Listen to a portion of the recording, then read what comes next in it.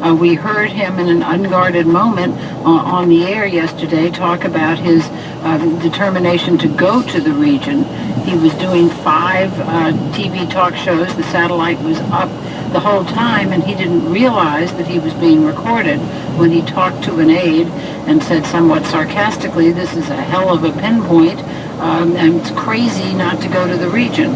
And in fact, Secretary Kerry has gone to Cairo to try to get Egypt to do something to broker this deal. Okay, let's bring another voice into this conversation now. NPR's Ari Shapiro has just finished 2 weeks of really remarkable reporting in Israel. And Ari, do you sense that either side is ready to stop shooting?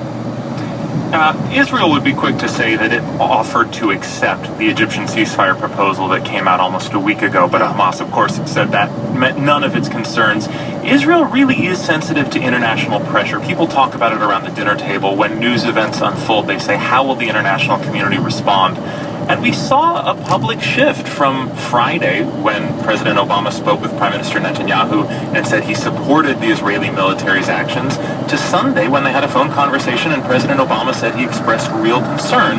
So you do see the international reaction start to change, which does put a different kind of pressure on Israel. What was the difference? Is it just that the Israeli ground operation began and so the casualty numbers began to soar?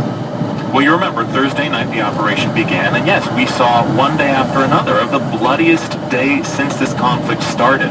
The civilian casualties were difficult to see from the beginning, but the numbers started increasing, the images started to become much more graphic, and that kind of galvanizes the international community to the point that now you have the United Nations Human Rights Council saying it's going to hold an emergency session this week to address the problem. It's not so much that people in Israel care deeply about international opinion, but they know that international pressure has been what has brought these conflicts to an end in the past. Well, we just heard Kofi say that Secretary Kerry's eager to get back in there, but is anyone really able to mediate this conflict?